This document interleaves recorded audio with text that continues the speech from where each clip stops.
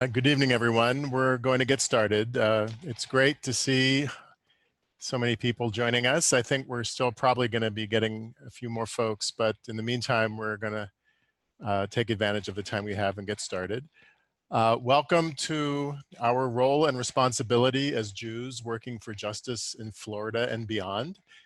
My name is Brant Rosen, and I'm the Rabbi of Tzedek, Chicago, and a proud member of the Chicago chapter of Jewish Voice for Peace.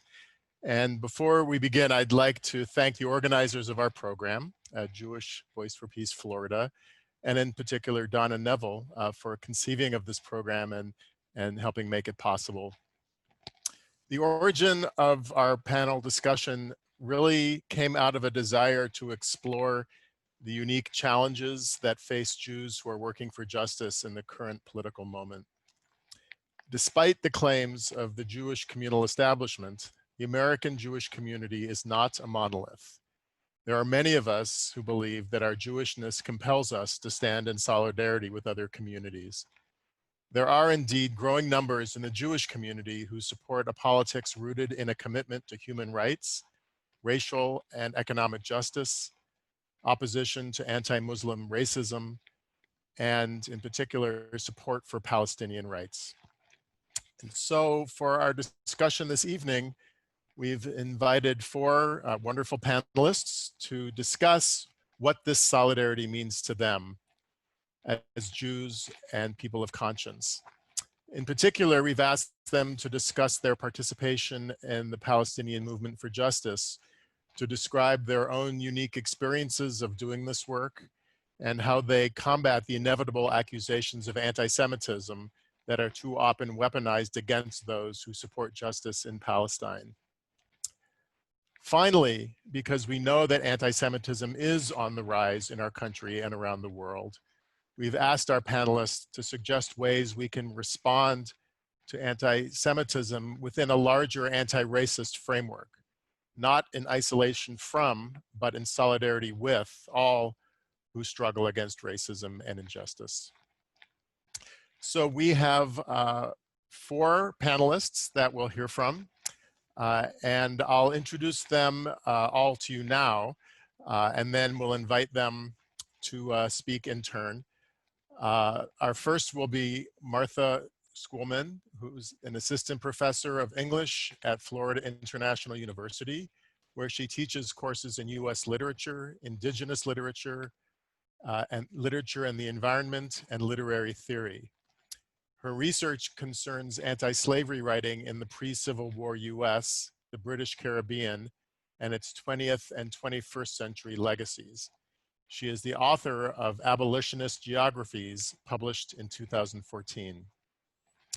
After Martha, we'll hear from Lesley Williams. Lesley is a member of the Coordinating Committee for Jewish Voice for Peace Chicago and the Advisory Board and Speakers Bureau for Jews Against Anti-Muslim Racism. She is the author of many articles, including The Anti-Defamation League Kills the Black Jewish Alliance and We Cannot Fight Anti-Semitism and Anti-Black Racism in Isolation. Lesley is also presented on anti-Blackness, Islamophobia, anti-Semitism, and Zionism at a number of academic conferences, radio programs, churches, and college classrooms. After Lesley, we'll hear from Jonathan Mendoza, like Lesley and myself, another Chicago-based activist. Jonathan is a Boston-bred, Chicago-based Jewish and Mexican-American organizer, spoken word poet, and social justice educator. He currently serves as the Housing and Youth Community Organizer for Pilsen Alliance and has organized in immigrant communities throughout the US, focusing at the intersection of youth, art, and popular education. Jonathan is also a teaching artist with Young Chicago Authors and I Learn America, and freelances as a nationally recognized poet and facilitator. And finally, we will hear after Jonathan from Alan Levine. Alan is a longtime civil rights and constitutional lawyer. In partnership with Palestine Legal and the Center for Constitutional Rights, Alan has represented advocates for Palestinian rights in courts and on campuses. Most recently, students trying to create a Students for Justice in Palestine club at Fordham University. So as you can see, our panelists are coming at this issue from a variety of different places and points of view. And their work really is quite diverse, but I think what they have in common is a unique commitment to doing this justice work as Jews and people of conscience, and particularly navigating the issues of being in the Jewish community and advocating for Palestinian rights, Palestinian human rights. And we're looking forward to hearing their insights. I also want to mention the program is really sponsored by Jewish Voice for Peace Florida and is, I think, aimed at the experience of organizers and activists in Florida. But of course, these issues are quite universal. And so as a member of the Chicago-based contingent, it's wonderful to be part of this program with our Florida brothers and sisters. Just to begin, before we begin, a few guidelines. After our panelists speak, one after the other, I will engage them in a short period of conversation. During the course of the program, we invite you to write your questions in the chat section. And if you just click on the chat icon at the bottom of your screen, the box will open up. And we will do our best to get to as many of these questions as we can. We do ask that you please be respectful of one another, which includes thinking about the questions you write in the chat box to the speakers. Sharp disagreement with a panelist is fine. Personal attacks are not. It is our hope that this program will provide us with the opportunity to learn from and with one another. I want to let folks know that this program tonight is being recorded. And finally, the obligatory Zoom instruction, please make sure you're muted so that we can mitigate background noise during the course of our program this evening. And the program is scheduled to go for the next hour and a half. So with that, again, thank you so much for joining us. And I will turn the panel over now to Martha. All right, thank you so much, Brant, for your introductions. And I also want to thank Donna Neville for inviting me to appear on this panel and for the incredible fellowship of JVP South Florida in the year or so since I've joined their ranks. In my brief remarks today, I want to make some connections between my scholarly expertise on abolitionist writing and our role and responsibilities as Jews working for justice, which is our title. This is an interesting time to be an expert on early abolitionism, since the idea of abolition has re-entered public discourse of late in terms very close to the way it was understood in the anti-slavery movement, as a call not for the reform or amelioration of unjust systems, but as a call for their immediate dismantling. This is, on the other hand, a time when we who are working in the US context are asking anew whether slavery was ever truly abolished. And so as ever, the abolitionist tradition gives us a critical lens, but no final answers. But I do want to highlight some tactics and patterns of thought pursued by the abolitionist movement that might come in handy for us, but also with a recognition that the anti-slavery struggle itself continues. Drawing from the collector tradition that I'm using William Lloyd Garrison to represent here for the sake of brevity, I want to pull out a few perhaps forgotten elements of abolitionist thinking that I think might be of use. So pardon me while I share my screen. So the first element of abolition that I want to highlight here is that abolition has a temporal element. So William Lloyd Garrison, in a very early statement, this is a kind of breakthrough for Garrison as an abolitionist, he said, "I shall strenuously contend for the immediate enfranchisement of our slave population." And enfranchisement has an old-timey definition there, meaning freedom, not the vote, which is a whole other story. The second element that I want to highlight is that the call for abolition has often come from the periphery of oppressive systems. So the call to abolish ICE today is not coming from inside of ICE. Similarly, a big part of Garrison's work in creating a movement for immediate abolition in the US North was to mobilize non-slaveholders by persuading them that they're more implicated in the system of enslavement than they think. So here's a second statement of Garrison's, again, very early with a very subtle, this essay of his with a very subtle title, The Guilt of New England. If the slaves goaded to desperation by their cruel masters should rise en masse to obtain redress, do the citizens of New England reflect that they are constitutionally bound to assist the Southern taskmasters in subduing or exterminating the Blacks, and are liable to be drafted at a moment's notice?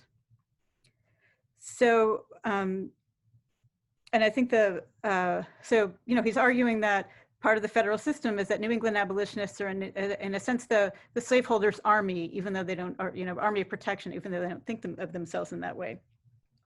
So the third element contained within the same quotation is a frank acknowledgement of slavery as a system founded on and preserved through violence. And I want to linger here for a moment because one of Garrison's core early beliefs was that a mass uprising among the enslaved was both justifiable and imminent, and that emancipation was the only peaceful solution.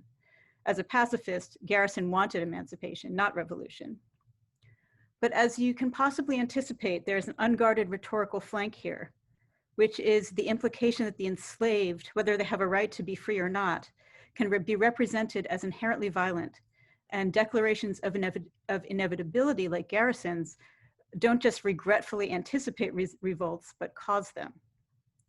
And we can see a classic example of this kind of rhetorical bauble in the writings of Thomas Jefferson, who of course predated Garrison, but maintains a certain intellectual prestige, we might say, in various quarters, including as a proponent of colonization or African expulsion from the US nation. And so this is a statement of Jefferson's from his famous book, Notes on the State of Virginia. For if a slave can have a country in this world, it must be any other in preference to that in which he is born to live and labor for another. Indeed, I tremble for my country when I reflect that God is just and that his justice cannot sleep forever. So this isn't, I don't know if this is the Jefferson you know or expect, but it's a frank acknowledgement that slavery is wrong, that the enslaved who seek freedom have a point, but that the former enslaver and the formerly enslaved can never live together. And just a kind of, in a sort of quick summary of the contrast between the Jefferson colonizationist position and the Garrison immediate emancipation position, the historian many years ago, Robert Abzug, wrote, the colonizationist had wanted to remove the Negro because he was dangerous. The immediate emancipationist thought that by removing the sinful shackles of slavery, he would remove the danger and confront the Negro as a man. So I think, as you can see, you can maybe see where I'm going here. What I think of as one of our big tasks as Jews working for justice right now is to work to dismantle the version of the inherent violence thesis that so many in the Jewish community seem to have absorbed unacknowledged from the most virulent strains of US racism.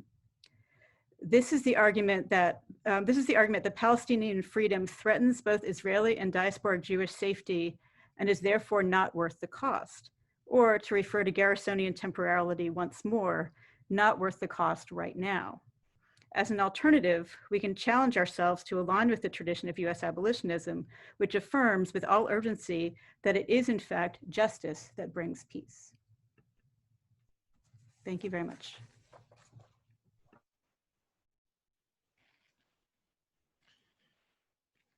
Thank you, Martha. Next, we'll hear from Lesley Williams. Hi, everybody. So Martha's piece really dovetails very nicely into what I wanted to talk about.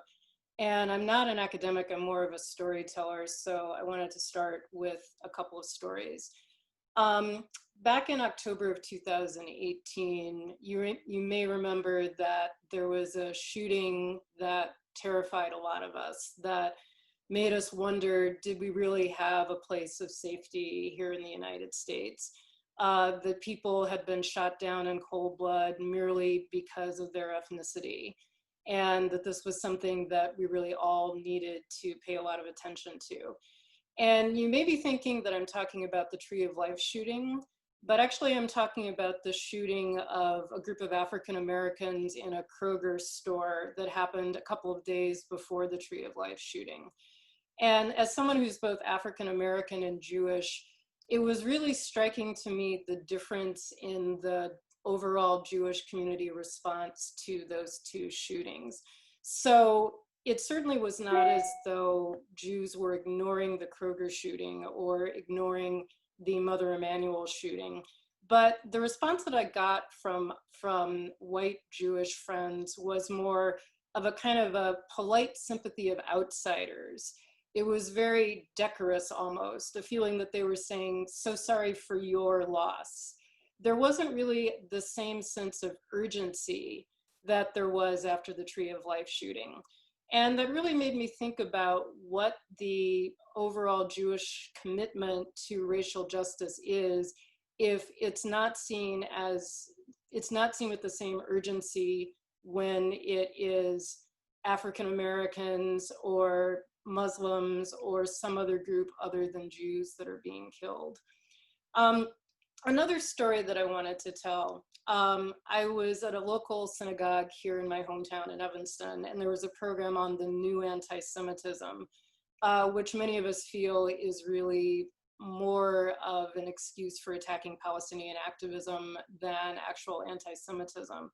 But what was interesting about the talk was when we were discussing how these accusations of anti-Semitism are often used to silence Palestinians and to limit Palestinian activism. And I brought up the fact that while many of the people in the synagogue were talking about the danger to Israelis, similar to what Martha was saying, that Palestinians are inherently going to be violent, and if they aren't controlled, then they're going to rise up and kill Jewish Israelis. One of the members said, well, I'm not willing to sacrifice Jewish lives. Whatever it takes, no matter how much injustice I have to visit on the Palestinians, I'm not willing to sacrifice Jewish lives because Palestinians are just undeniably violent. And I told him that I thought that was a profoundly racist statement to make. And he looked at me and said, you know, I marched in the civil rights movement, you know.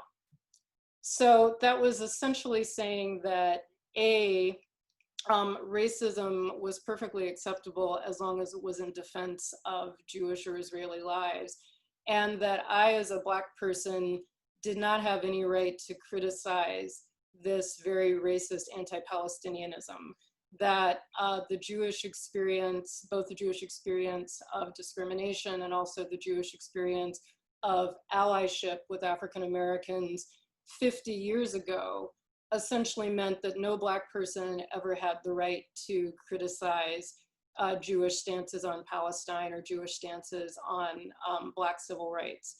And this is something that we've seen over and over again, most recently with noted African-American figures like Michelle Alexander or Angela Davis or Cornel West. Whenever African-Americans make common cause with Palestinians or question the treatment of Palestinians, there's that immediate shouting them down, saying they must be anti-Semitic, or in a way, something I find even more insulting, that we're too stupid to understand what's going on. There's often this narrative that African Americans who criticize Israel and who express support for Palestinians are deluded or are distracted or don't fully understand the nuances of the situation. Recently in Massachusetts, the head of the local NAACP was speaking about the death of George Floyd and about police violence against African Americans. And he mentioned a campaign that many of you in Jewish Voice for Peace are likely familiar with, the Deadly Exchange campaign, which looks at how US militarism and Israeli militarism kind of reinforce each other, how American police officers and ICE officers, when they go on exchange programs or training programs in Israel, share not so much techniques, but share an approach to policing, which is very militarized and aggressive and racist.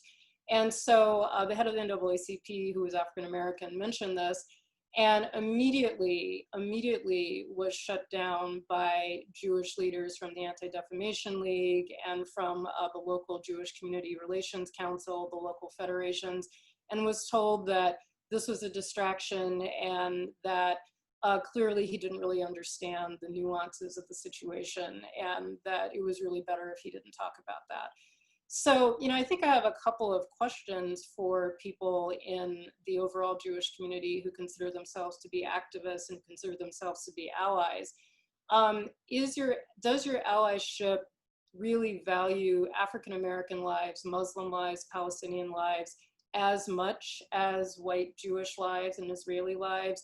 Or is that we are always secondary to your activism on behalf of Israelis or on behalf of white Jews in the United States?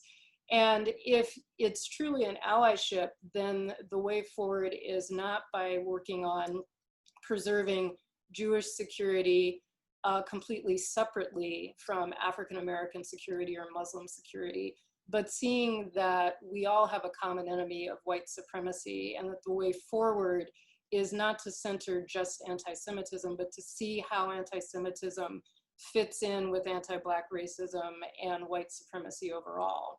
And going back to Tree of Life, I think it's worth remembering that part of the reason that the Tree of Life synagogue was targeted by that shooter was because the congregation was very involved with Hayas and was very involved with supporting Muslim and Syrian immigrants, which is a clear evidence of that connection between anti-Semitism and other forms of white supremacy. I'll leave it at that for now. Thank you, Lesley. Jonathan, we'll hear next from Jonathan Mendoza. Yeah, thank you so much, everyone. So I'll just jump right into it because I probably wrote more than I have time to share. What unsettles me most regarding the dialogue around Zionism has been the regular tokenization of Jews of color for Zionist efforts. While I recognize that Jews of color certainly don't constitute a majority of Jews, I don't believe the vast majority of JOC voices have been listened to or paid enough attention to in Jewish institutions. And when they are uplifted, it has often been to fulfill a Zionist cause. I want to be abundantly clear that I don't proclaim to be an expert on this topic and do not claim to speak on behalf of any organization, even those mentioned in my bio, but what I will proclaim is that I am an expert on my own experience, and I am delighted today to speak on this panel and to share my experience, lineage, and connection to migration and the migrant justice movement, and on how these have informed my understanding of and commitment to Palestinian solidarity. So Judaism largely brought me into social justice, which I think is a really beautiful and always relevant thing that I treasure. Especially as I think about this high holiday season. I remember being about 8 years old during this time of year and hearing the Rabbi's sermon during Rosh Hashanah in my home synagogue that was referencing civil rights leaders in the US and apartheid South Africa. And I remember that kind of largely being a catalyst for what I wanted to do with my life. I felt through that spiritual connection for justice that that's what I wanted to commit to. But over time, through learning of Palestinian suffering and resistance, through learning of the history of harm inflicted by Zionism in Israel, my social justice values that I originally gained from this Jewish space actually were instructing me to push Judaism away from me because of how I saw Jewish institutions linking the spirituality that I felt connected to with the Zionism that felt repulsive. And so I want to be clear, I think I've been thinking a lot lately about the conflations, right? We talk a lot about the conflations of anti-Semitism and anti-Zionism. And I think when I've seen that on social media or in the press, it's usually pointed at activists, that pro-Palestinian activists have conflated Judaism and Zionism, and the fault is pinned on them. And after 25 years of life, I will say that that is not where I learned that conflation. So no organizer ever told me that I should sever my connections with Judaism because of this issue. It was when I was 5 or 6 years old, seeing the Israeli flag on the bima at my home synagogue. It was the prayer for the state of Israel that I was asked to recite every Saturday service. It was moments during 3rd grade in Hebrew school class when the teacher would recap her, spend the whole session recapping her experience in Israel without ever acknowledging Palestinian existence. And when one student would ask her why in all of her pictures there were so many young men in army uniforms with large guns and Jewish stars on their arms. The teacher just became silent and looked at her assistant, said it's complicated, and moved on. So many organizing spaces I found, especially in the migrant justice movement, have actually been relatively neutral on the issue of Palestine, especially in many like predominantly Catholic Latinx community spaces.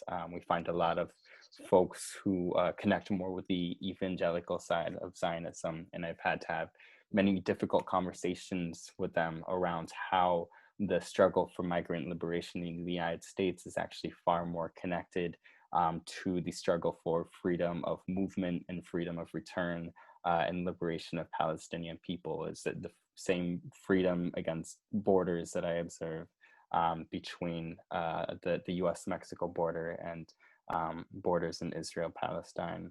And I think, you know, that kind of to Leslie's point around the deadly exchange, that's something we see with notorious Sheriff Joe Arpaio, right, in Arizona, and collaborating with Israeli technology companies for surveillance and CBP around the US-Mexico border.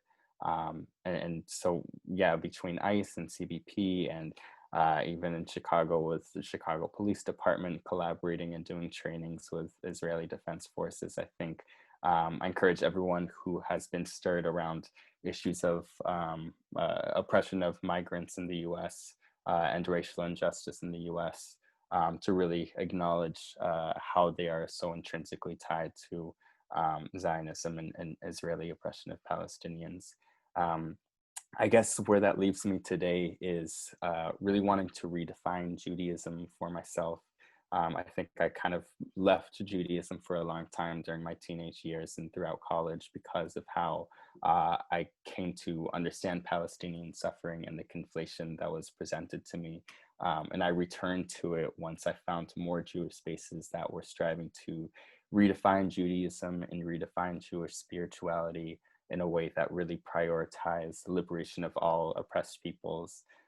And so I think that is what I want to join. That is what I want to be a part of, is that redefining mission. I think when I look back at the history of this conflation, it's not contemporary Jewish institutions that initiated it. It's been since the start of Zionism that we saw the connection between you know, some of these connections start to be born between the religious elements of Judaism and the political agenda of Zionism. And so I think, you know, the efforts to resist that have unfortunately in many ways failed, but we see it still survive. I think we see these efforts today.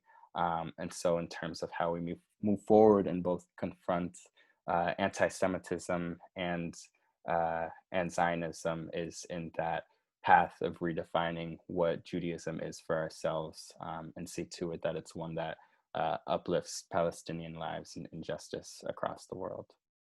So I'll leave it at that. Thank you, Jonathan.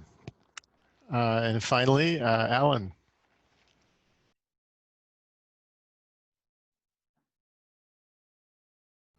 You're still muted, Alan.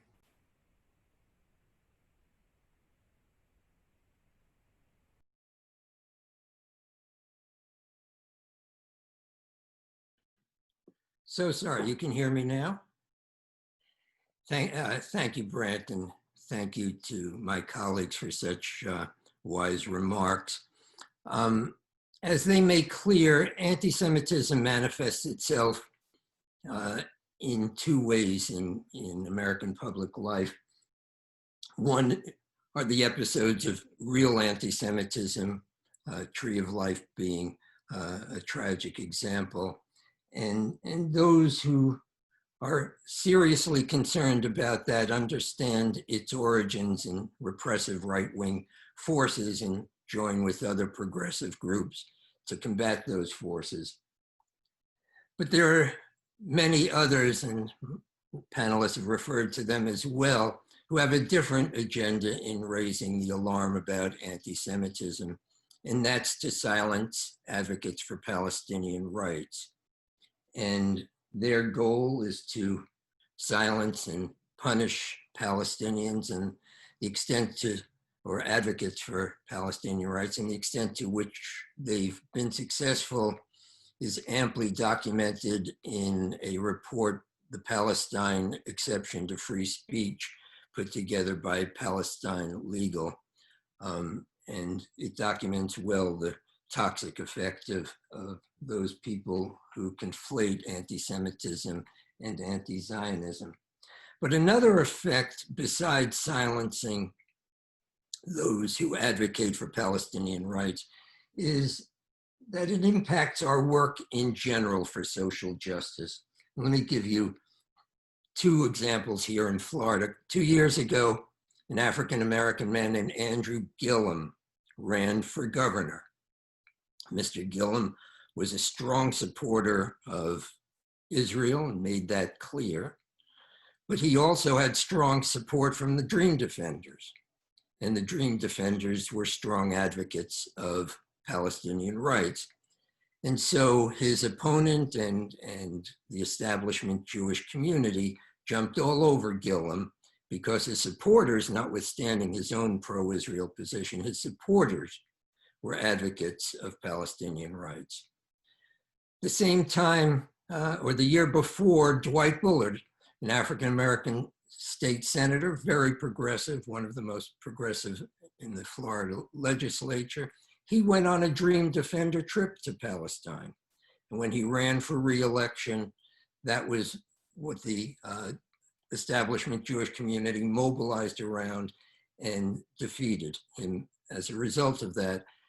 So that in the eyes of the Jewish community, Dream Defenders was no longer a kosher social justice organization, and the impact on their social justice work, at least in our community, is not insubstantial. So the silencing of Palestinian advocacy, in other words, has a large impact beyond those advocates. So let me talk a moment about HB 741. Lily, I don't know if you can get it up on screen. It was a bill adopted by the state legislature, which prohibits discrimination in religion in all educational institutions in Florida. But it doesn't prohibit Islamophobia explicitly, but it does prohibit anti-Semitism explicitly. And if you see on the screen, number one is demonizing Israel. Well, the two most flagrantly unconstitutional ones are applying a double standard to Israel by requiring behavior of Israel not expected or demanded any other democratic nation. And so one is in the position of advocating for Palestinian rights and talking about Israeli violation of those rights and putting oneself in jeopardy under that law. Number three, delegitimizing Israel by denying the Jewish people the right to self-determination and denying Israel the right to exist calls into question whether an educator could assign Peter Beinart's recent piece advocating for a one-state solution. Recently, a young man named Ahmed Duraldik, the student body president at Florida State University, was outed for his strong criticism of Israel. A motion to recall him was wisely defeated by the student senate. However, state legislators have called for his removal, and two municipalities in Florida have denounced FSU for not getting rid of Ahmed. The toxic atmosphere created by advocates for Israel affects, as I said, not only Palestinian advocacy, but all social justice advocacy. The lesson, I think, is that there is an absolute necessity for all of us doing progressive work in the Jewish community to constantly reinforce the message that advocacy for Palestine is not anti-Semitism, and that the only way to fight real anti-Semitism is to stand with those forces who stand up against the right-wing repressive forces at work. Thank you. Thank you all for the very rich array of approaches. I really appreciate. I think we all really appreciate the diverse ways that your unique experiences come to bear on this issue. I'd like to invite people, if you have questions, to type them into the chat. If you have questions that are directly to either one of the panelists or to some of the issues generally that were addressed, that could be addressed toward any of our panelists. Before we do that, I want to ask a few questions myself. And my original plan was actually to ask individuals questions based on their presentations, but your ideas really melded and dovetailed so well that I think what I'd like to do is to identify some of the themes that you've all raised for us, and really present these as general questions to any or all of the panelists who would like to answer them.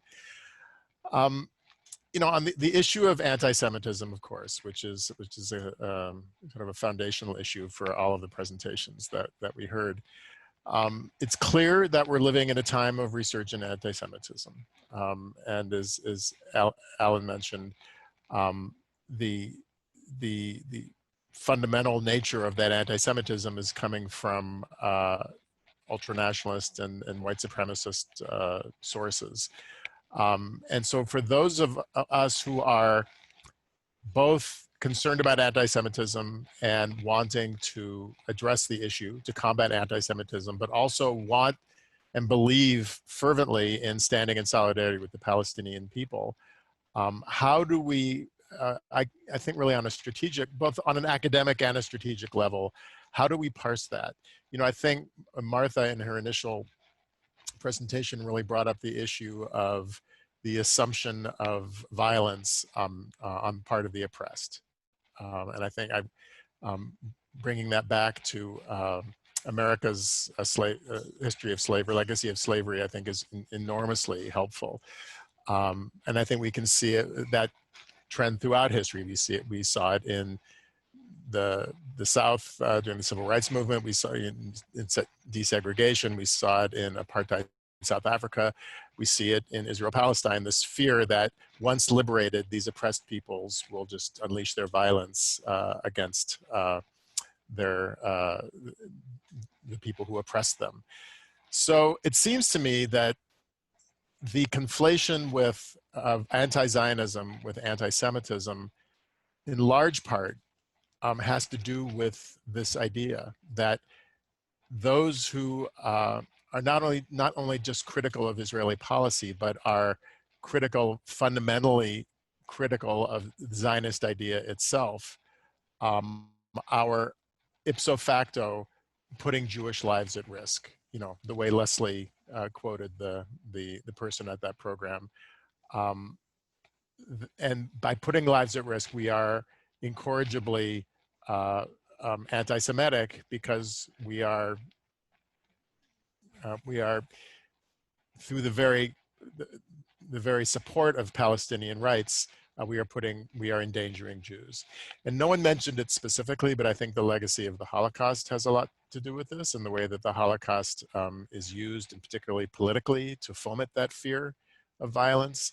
But I guess my question for any or all of the panelists is, how, in this moment of resurgent anti-Semitism, do you, as Jewish Palestine solidarity activists, parse through these issues when you are facing accusations of endangering Jewish life and anti-Semitism merely by standing in solidarity with Palestinian people?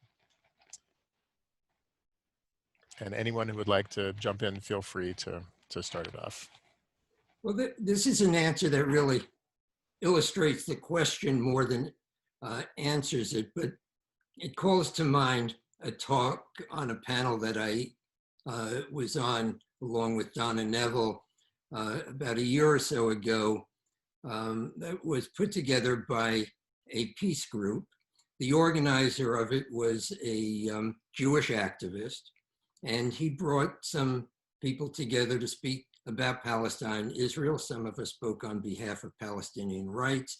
There was an Israeli graduate student who talked about the threat to Israel represented by Palestine. So all views were aired, and the audience certainly represented a mix of views. In any event, the panel was publicized, and the next day, there was a tweet from a man named Randy Fine, a state legislator, who happens to have been the author of HB 741, which I spoke about, calling the organizer a capo. So talk about treachery to the Jewish people. There can't be any more ugly representation of that treachery than being called a capo. Exactly what to do about it, I'm not sure, but it illustrates the point. So I can respond in just the way that I see this. First of all, I'm concerned about the human rights and safety of all people, not just one specific group of people. And second, this idea, I mean, first of all, I think that the idea that the way to provide safety is to hole ourselves up in this one corner of the world, that all Jews should be in this one corner together, and that's the way that we're going to create safety for our people. I mean, I think that's a deeply flawed notion to begin with, and something that we should always be questioning. But I think the fundamental point is that if we really want to protect Jewish lives, we need to, as I said, work against white supremacy. As Alan said, work against these right-wing fascist tendencies that we see in our own country, as well as in Israel, as well as in many other countries. And that it's also important to remember that a lot of the earliest proponents of Zionism were actually anti-Semitic, that they were really happy to kick all those Jews out of Europe and put them far away someplace. And, you know, in the same way that, you know, Martha was talking about African-American history in the United States, the idea of Liberia was that, once again, you were going to just pack up all the Black people and send them over to Liberia. But having these balkanized ethno-states is not a solution, and we don't consider that to be the solution when it happens anywhere else. So why do we think that that is the solution for protecting Jewish lives, by having this balkanized ethno-state and pretending that it's a democracy and pretending that it's going to protect us? Yeah, I think just to dovetail off of the two answers, I mean, I think one way to think about this is we need to challenge ourselves to give up the idea of unique Jewish vulnerability. You know, that various groups are vulnerable in various ways, and solidarity is more powerful than kind of claiming that Jewish suffering has to be centered at all costs. I mean, I was especially struck with Alan's two examples of these politicians who were kind of like canceled by their loose affiliation with you know, youth internationalism, basically, and they're both African-American politicians, and these Jewish groups felt entirely justified in kind of blocking these people who were great politicians and would have been great governors and state senators as some kind of protection of, you know, or as some kind of closing of the ranks among Jews, which I find really repellent. So, I don't know. Yeah. Yeah, I mean, you know, thank you for asking that question. I think, like, I have a couple thoughts. One thing that comes to mind, I think the dialogue that I observe has, I'm trying to be sensitive here, because I think there, yeah, absolutely, there's like a very legitimate increase in anti-Semitism and anti-Semitic sentiment. And a lot of it, as Lesley mentioned with the Tree of Life shooting, is connected to this conspiracy theorizing that people of color have only been able to find success in the United States thanks to like a Jewish conspiracy, right? That like Black and brown people are not inherently capable of winning liberation or freedom for themselves. They only were able to gain this advantage because of like white Jews helping them. And so that's kind of like the foundation of the theory, right? And so I think it's really real to acknowledge that, and it's necessary to confront that as another manifestation of white supremacy and white supremacist violence. At the same time, I feel like, especially among my generation, you know, people in their 20s, 30s, maybe people who haven't lived during more intense historic periods of violent anti-Semitism, are a lot of white middle and upper class Jews living in suburbs across America who are experiencing some semblance of that fear and discomfort for the first time. That is, in relative terms, I don't want to, you know, do this oppression Olympics thing, but in relative terms, something that Black and brown people have been facing for their entire lives and for generations. And I think I've observed a lot of economically privileged white Jews experience this fear and react to it very loudly. And I think that's okay, but I struggle with that because of the way that it has been loud over the voices of people who have been experiencing the same level of fear, the same fear of having their mosques and you know, Black community churches and other places of worship that people of color, Muslims regularly attend, being harmed and attacked for centuries. And so while I think it's still extremely important to recognize, I think it should be confronted the same way that we address white supremacy and racism in other ways, and not be exceptionalized as this thing that we all need to race to, and kind of like, you know, Black and brown people will get to you later. Right now, we really got to confront this anti-Semitism thing.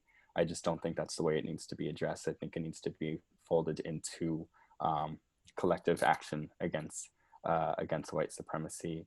And yeah, and the other thing is, as Martha kind of mentioned, right, like I've been reading more about the ways that anti-Semitism has kind of fed Zionism and Zionist projects, and that kind of creates this feedback loop that once there's like a very public instance of anti-Semitism, like the Tree of Life shooting, that that feeds the narrative of like, see, this is why we need a Jewish state.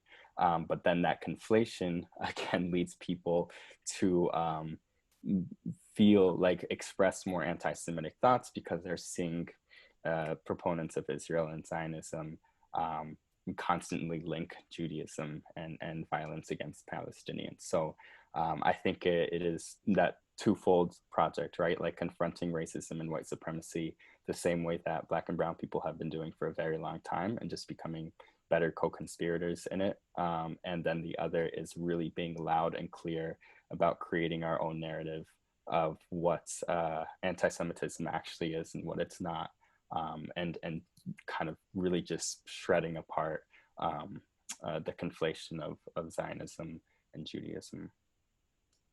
And Brant, could I make one more point? Of course. I think it's also important to look at the difference between anti-Semitism and institutional racism in the United States and also in Palestine. So I'm not saying that there's not anti-Semitism, but the average white Jewish person is no more likely to be shot in a drive-by, or to not be able to get into college, or to not have health insurance, or to be passed over for a job. I mean, all of the quality of life indicators for Americans are pretty much the same for white Jewish Americans as for white non-Jewish Americans. And that's very, very different than the experience for African Americans or for Latinx Americans. And I think one of the reasons that African Americans do feel some of this connection to Palestinians is the recognition that there's an ongoing violence against African American lives that is not necessarily seen with something like a synagogue shooting, but just in the way that daily African American life is a form of violence, in the same way that daily Palestinian life is a form of violence. And I think that's a difference that needs to be recognized. Thank you. Wow. So yeah, this is some real talk. I appreciate it. We have some questions that are coming up, but I just want to ask the group one more round of questions before we get to some of the questions in the chat box. And I want to follow up on this thread of that I'm hearing of the exceptionalization of anti-Semitism, that anti-Semitism is somehow a different form of racism, that's unique, that it can't be analyzed in the same way.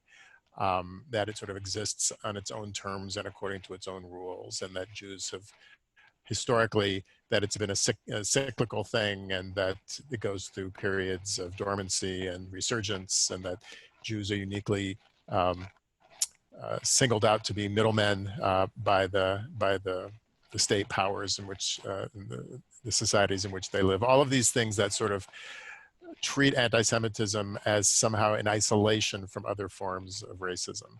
I'm curious to hear how you both respond to this exceptionalization of anti-Semitism, and also strategically how you address it, because this is really an issue, in many ways, an internal Jewish community issue. There are many corners of the liberal and so-called progressive Jewish community that analyze anti-Semitism in this way.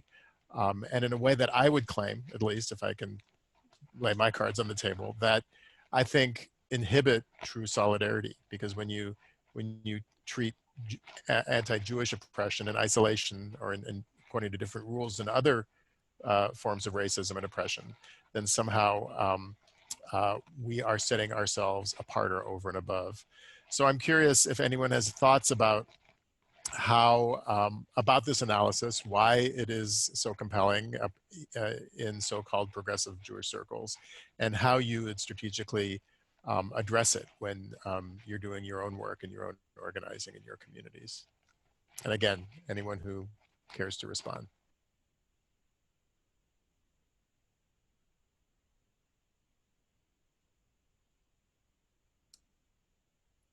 Well, I'll go unless, oh, Alan, go ahead. Oh, I think I was nodding towards my water glass, but I mean, what I was going to do is refer actually to what Jonathan said, you know, Israel is a safe place for Jews given all the anti-Semitism, and Lesley saying, well, really, white Jews are no more likely than any other white people to experience the consequences of anti-Semitism. And I don't want to get into what Jonathan said, the racist Olympics, which is worse, but I think it is important to name the phenomenon of why anti-Semitism is often so centered in the Jewish community by advocates of Israel. And it's no accident, for example, that Israeli officials show up at the Tree of Life and other places of anti-Semitic incidents. It's no accident that the Anti-Defamation League, which is a zealous defender of Israel, makes its central task to put out large reports about large numbers of anti-Semitism. All that carries the water for Israel, and I think it's really important to name that. Yeah, I was also just going to add that I think the story, certainly in the United States, of Jewish experience in the United States, is really the immigrant story. And that a lot of the things that we traditionally think of as being the Jewish experience are not that different from other immigrant group experiences. And so, you know, you mentioned the middleman theory, that Jews are kind of positioned by people in power to kind of take the heat between the people who are oppressed and the oppressors. And, you know, that has historically been true, but I mean, I think that's also been true of other immigrant groups in the United States. So for example, certain Asian groups, merchants in inner cities have also been positioned as middlemen between lower status, lower income African-American groups in the power that be. So a lot of that is not really unique to the Jewish experience. And I think the other part of that, that you're asking how I would respond to that in my work, when I think of African-American life in the United States, there's a great quotation from James Baldwin where he talks about how for Jews in Europe, the United States was the promised land, but for African-Americans, it's still Pharaoh's Egypt. And just about everything that happened to Jews in Europe, pogroms and dispossession and being taken into the military and being driven off, and the blood libel for Jews in Europe, the terrifying black man raping white women libel in the United States. It's a very, very similar history. And so it always really puzzles me that a lot of white Jews don't seem to see that connection and see how the same pattern of presenting this group as other and then using that as an excuse to kill them, rape them, move them along, take their property. It's a pattern that's repeating. And so it's hard for me to see what is so unique about that.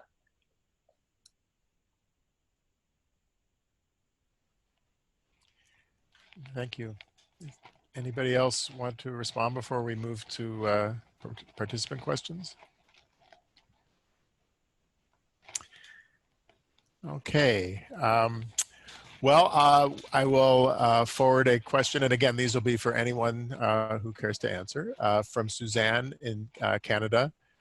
Independent Jewish Voices is focusing much of its efforts on a campaign to counter the International Holocaust Remembrance Association, IHRA, whose aim is to silence the Palestinian voice. Is Jewish Voice for Peace and other Jewish organizations similarly active in this area of Palestinian and free speech defense? Can you speak on this? I mentioned HB 741. HB 741 is modeled on the IHRA definition. The IHRA definition has been adopted in many countries around the world. It supposedly defines anti-Semitism, but as you saw when it was up on the screen, several provisions are explicitly about Israel and drawing on the conflation of anti-Semitism and Israel. Florida is the only state in the nation that has adopted that IHRA definition. And there's lots of organizing around it, and there are a group of lawyers, myself included, who are trying to recruit both students and faculty members to challenge the law on the basis that it inhibits their First Amendment rights to organize and to teach. Yeah, and specifically in terms of Jewish Voice for Peace, the IHRA definition also showed up in Kenneth Marcus's definition for the Department of Education, and that's been the basis of blocking a lot of student activism on Palestine on campuses. And so JVP was very active in fighting against the Anti-Semitism Awareness Act, which was also using a form of that definition of anti-Semitism. And Jewish Voice for Peace now has a 501c4 Jewish Voice for Peace Action, which is taking on a lot of legislative issues related to Palestine, and that is definitely one of them. And by the way, I'm glad you mentioned Canada. I am working with Independent Jewish Voices of Canada on an international conference of Jews around the world who are fighting against the IHRA definition and fighting against its misuse in blocking Palestinian activism in many different countries.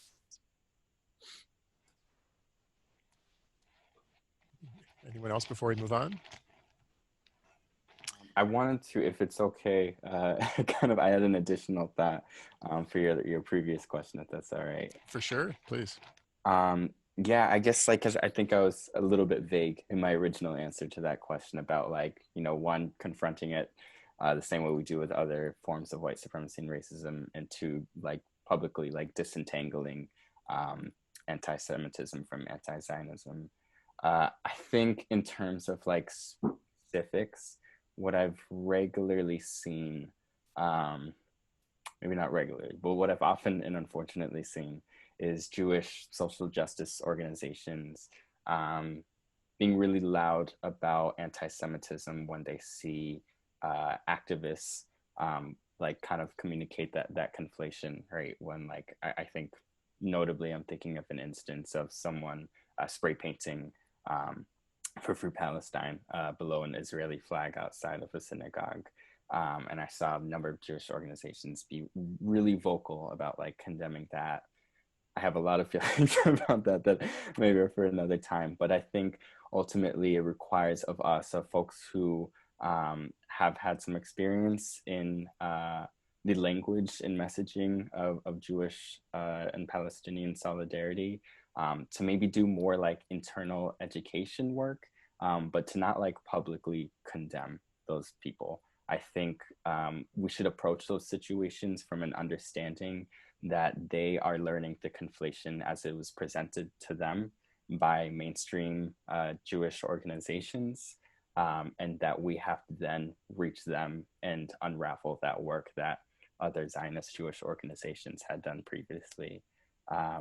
So to be loud and vocal and public on our email blasts and our social media posts, and especially even from other movements, from migrant justice movements, and I'm involved a lot with anti-gentrification movements, and we can talk about how displacement exists in both, working class communities in Chicago and how it's connected to displacement of Palestinians in the West Bank. Like, I mean, there's so many connections to be made. So to be really vocal in making those connections from whatever social justice issue you're fighting, and do that very loudly and publicly against Zionist Jewish organizations, but to do that more internal work with activists who simply took in the conflation. They took in the conflated information, and so doing that work with them to kind of unlearn that.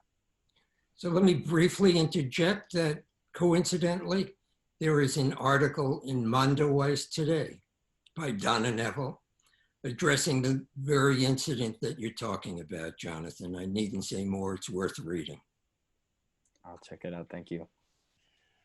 Yes, and I appreciate that comment, Jonathan, because I think the question of when to engage internally and when to call out publicly, and and the difference between calling out institutions and calling out individuals who, and where and when to do this work is a really, really important to parse, just from a strategic point of view.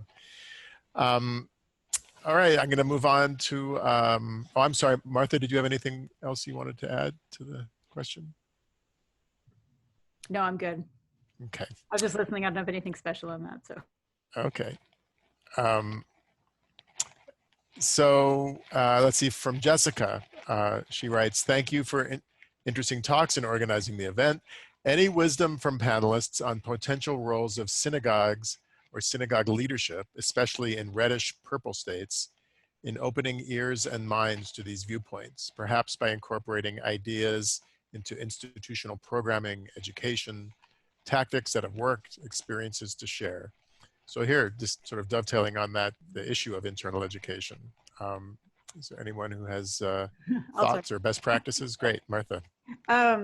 Yeah, I mean, in a way, I think I'm a member of Jewish Voice for Peace because that's like my problem, because I'm an academic and everyone I know from work, Jewish or non, is like BDS, one stater, and everyone I know from my synagogue is Zionist, APAC, like to the right of J Street. And I'm always like, what is going on in between these two things? And certainly Miami is pretty conservative politically where Israel is concerned. And one of the things I've noticed is that, I've started kind of engaging my congregational rabbi a little bit, like if, occasionally she'll give a sermon on something and I'll send her a follow-up email. And she finally met with me and she revealed that every rabbi meeting is about how to deal with this, how a rabbi is supposed to deal with congregants who have become anti-Zionist, or how they deal with kind of diversity of opinion about Israel. But in my synagogue, I'm the only one. So I don't think that's really true. So I would just, I mean, just as a practical thing, be a little bit of a squeaky wheel, because, if she puts up with me, I invited her to this, but I think it's useful just to kind of articulate, if you hear something from the Bima that you find anathema, or if there's a kind of excessive tilt toward the AIPAC side in your synagogue, that it's worth kind of pushing back a little bit. Like I crashed an AIPAC event and kind of bird dogged it a little bit, which I don't know. I mean, I don't have a lot of choice of synagogues. It's kind of a drag, but that's what I'd recommend, just sort of practically, is try to kind of let the opinion be out there. Because I think the point of this panel is to give diverse Jewish opinions. The kind of shock value of the panel is that we're from Florida saying this stuff. So I think, try to just say this stuff more in Jewish spaces, and then it doesn't seem so weird.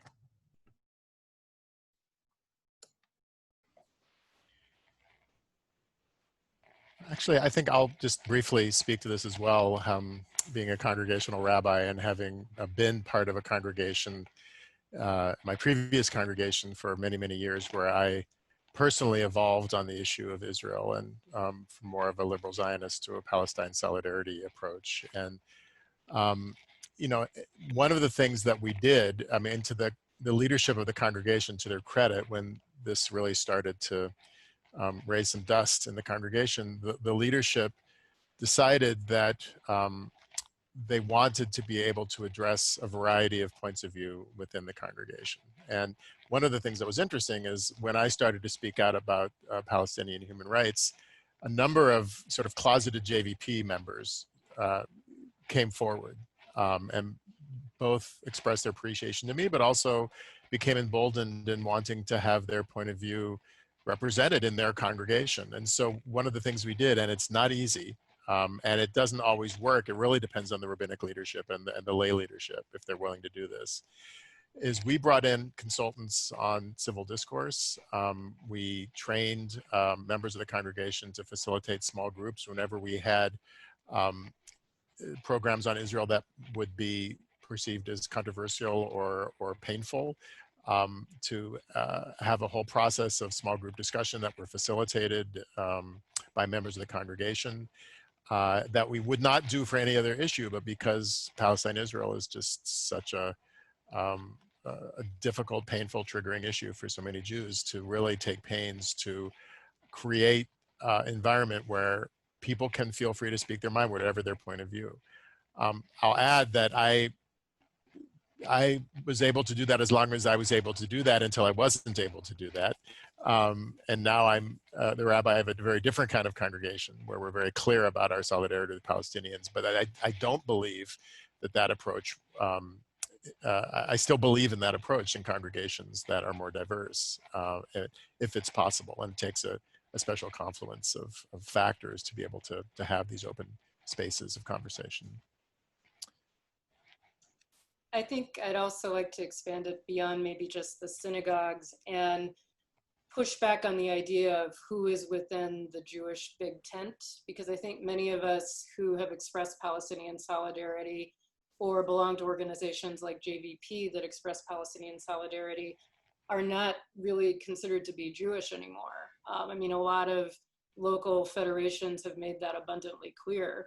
So for example, while there are federations that will allow members to make donor advised fund donations to rabidly anti-Muslim organizations, there have been times when federation members have tried to make a donation to say, if not now, or JVP, and told that that was not permissible because this was against the Jewish people. And I think we have to keep pushing back against this idea that because we're in solidarity with Palestinians, that we're not part of the Jewish people, or that we're acting against the Jewish people. And that, that's not just synagogues, that is questioning groups like the Anti-Defamation League and their supposed embrace of civil rights, but really with really more of a focus on defending Israel rather than civil rights. And it's also on looking at federations and other Jewish community organizations and saying, why aren't there anti-Zionist groups that are part of this big tent? if the Big Tent can include so many other types of Jewish groups, why can't it include groups that are critical of Israel or that are critical of Zionism? Yeah, and the opposite end of that spectrum, I don't know if anybody here is following the incredible toxic turmoil that's going on in the Conference of Presidents right now with Mort Klein and the ZOA, but I won't say more about that, but that's the exact opposite of the kind of wide tent that Lesley's talking about. Enough said about that. So we have a question from Nicole. I'm wondering if there are any specific ways to support the faculty member Alan referenced. I would love to bring this issue to the attention of the United Faculty of Florida, the faculty union for FSU, and other SUS institutions. Any other information on ways to take action around this would be really welcome. Well, to find faculty members who were willing to take this on has not been an easy task. I spoke to one gentleman a couple of days ago who said on about HB 741, he's now retired, doesn't affect him. But he said, if I were a junior faculty, I don't think I'd teach a course on the Middle East right now. But I mean, it is such a flagrant, almost unprecedented intrusion of the law into the classroom and the academic curriculum that faculty ought to be deeply offended. If there is a faculty group that would be interested in speaking to those of us involved in that, you can write an email to CAIR Florida, C-A-I-R Florida. Their email address will be on their website, or Palestine Legal, both of whom are involved in this undertaking. And eventually it'll make its way to me, and I would be delighted to talk to any faculty representative. And I'd also like to say, I'm sorry, I'm talking a lot. This doesn't just happen at the college level. This happens at the high school level. This happens at the level of local libraries. So here in Chicago, there was a JVP member who was also a member of an organization called Teachers for Social Justice. And over the summer, they have member-led workshops on various topics that they think are going to be helpful in the classroom. And this small group of teachers in Chicago wanted to do a series of programs on how to teach Palestine in the classroom, because they recognize that Palestinian history is generally not taught in the classroom. And one of the teachers listed it in a list of summer activities for teachers. And within a couple of days, they were hearing from Stand With Us, they were hearing from AIPAC, they were hearing from the Israeli consulate, and they were told that this program could not be promoted in the school system because this was an anti-Semitic program. So the teachers did go ahead and do the program anyway, but the chilling effect on even talking about how to talk about Palestine in a high school curriculum should be very disturbing to people who care about free speech, and really people who care about a decent education about the Middle East, because how can you really teach effectively about the Middle East if you're not teaching about the story of Palestine? Thank you. One thing I just quickly want to add, because I think the question had to do with UFF, which is the Florida Faculty Union. We have branches here at FIU and at all the state campuses. And that might be an interesting strategy to kind of take it up as a academic freedom issue from the faculty union perspective. It seems like there's a lot of cover for the faculty union. So just, we can talk about that maybe another time with the questioner and with Alan. Yeah. Go ahead, Alan. No, yes, you're absolutely right. A way to shield individuals from retaliation would be to consider an organizational plaintiff, which would have the right also to challenge the law. So if there are such faculty groups, absolutely they ought to be emailing those addresses. Our next question is from Audrey. I'm wondering if Jonathan could elaborate on the point he made about US immigration policy at the southern border and the treatment of Palestinians by the Israeli government. I feel like this is a potentially powerful point of entry into the conversation about Palestinian rights for progressive Jews who have embraced the sanctuary movement. Yeah, definitely. Think I actually just saw that question and shared a link in the chat that you can read more about it. It's an article written in The Nation. It's not something that I feel like extremely well versed on, but there's a lot of stories about like surveillance technology around the U.S. border having been like developed from the Israeli Defense Force and a lot of collaboration between those agencies. So yeah, I think, yeah, to your point, I think there have been a lot of migrant justice organizations that have been largely silent on the issue of Palestine. And I think in my personal experience, I had this in an earlier iteration of my opening statement, but just, you know, after learning the stories of migration of my family and the experiences of a lot of folks who are, you know, suffering from similar policies and regimes that oppress folks in Palestine. Like, I think I had this kind of moment of awakening in my early 20s of realizing, wow, like my family that has experienced like oppression at the hands of US regimes, like actually has a lot more in common with folks in Palestine than they have with like the kind of Zionist institutions that I was largely raised in. So yeah, I definitely agree that that's a really important point to raise, and I thank you for doing so. So Harry has a really powerfully simple and direct question that I'll put out to all of the panelists. Why are Jews and Jewish organizations so afraid of advocacy for Palestinians?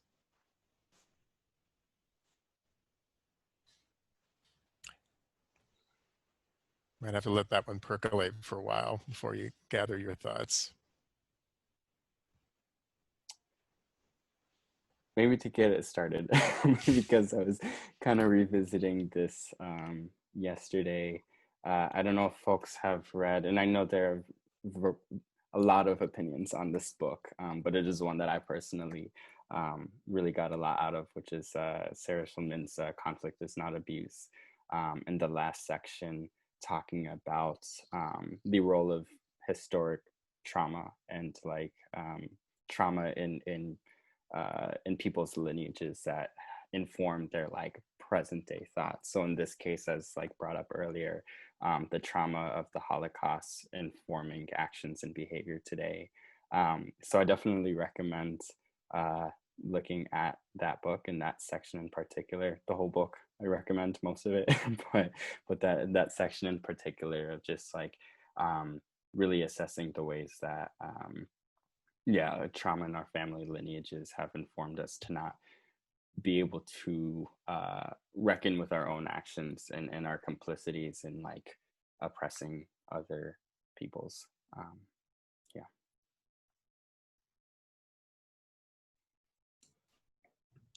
I think it's also important to once again look at history, remember that this is really something that's been going on pretty much for 70 years.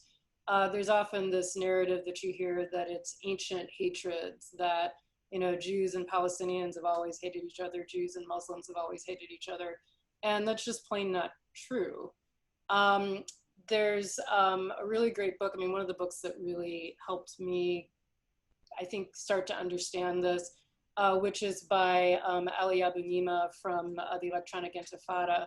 And he has a book called One Country, A Bold Proposal to End the Israeli-Palestinian Impasse. And he spent a lot of time talking to the former leadership of apartheid South Africa. And he got a really good sense of just the fear they had. They used a lot of the same tropes to describe their situation as Israelis have used in describing Palestinians, that they felt surrounded by this group of savages, and that they had come there.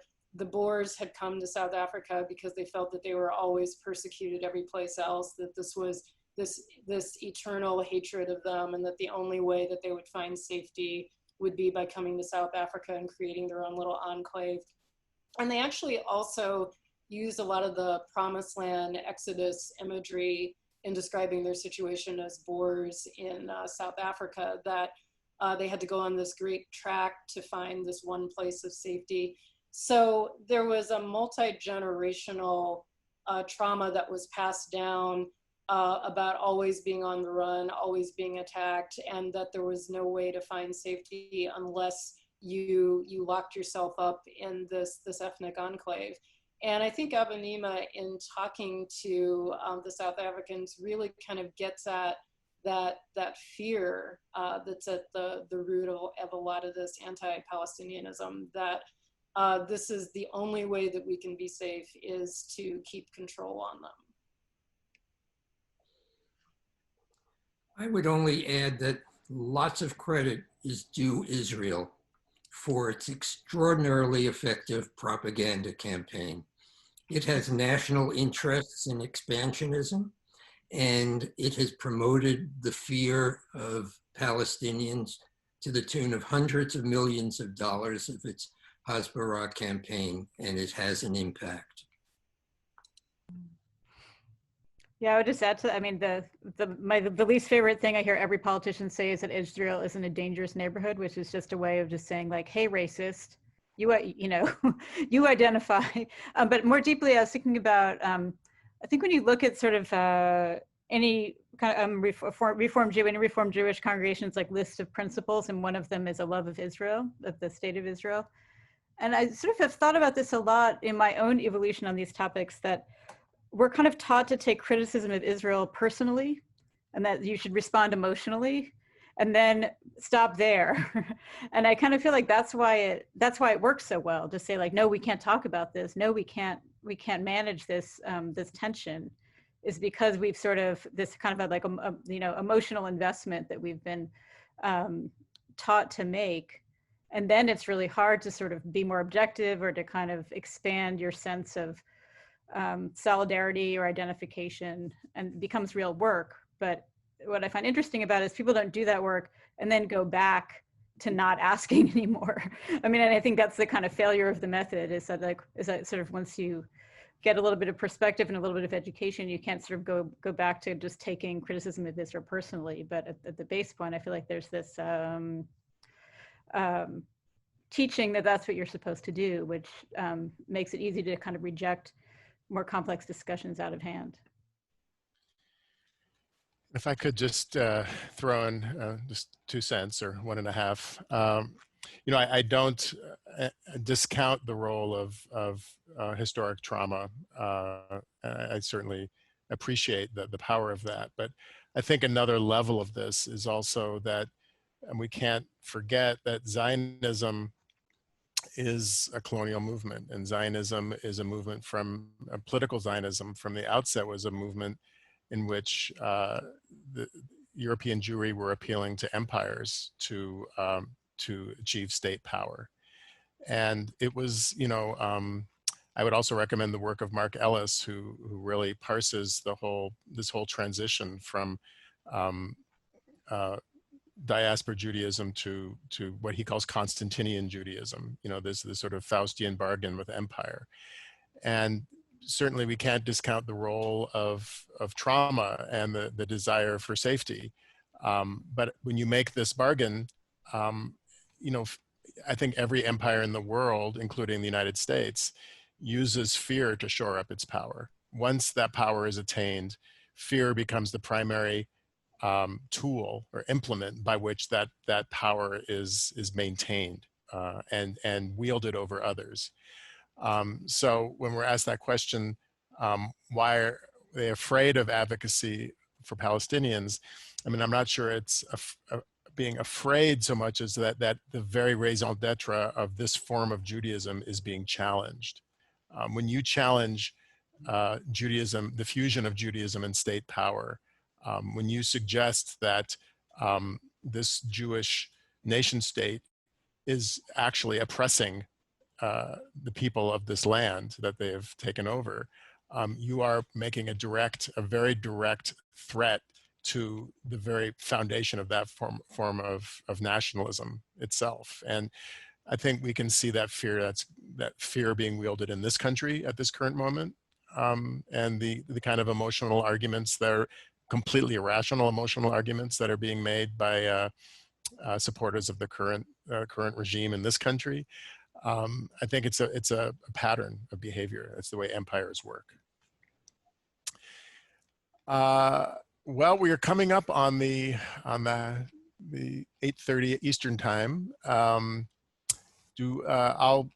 defer to my organizers. Should we take one more question, or should we conclude?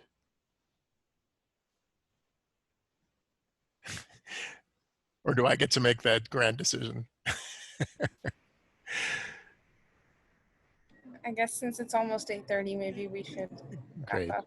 Okay, thanks, Lily. Well, wow, this was a really fabulous conversation, and I really want to express my gratitude to our panelists, to Jonathan, Lesley, Alan, and Martha, again to JVP Florida. From those of us at JVP Chicago, to you, our comrades at JVP Florida, we stand with you. We feel your pain. It can't be easy to be living in Florida right now. And I think the more that we can come together and parse these issues in a serious way to help us find the strength to continue doing this organizing, I think the better. And I do believe that we need a solidarity with one another and with other communities more than ever.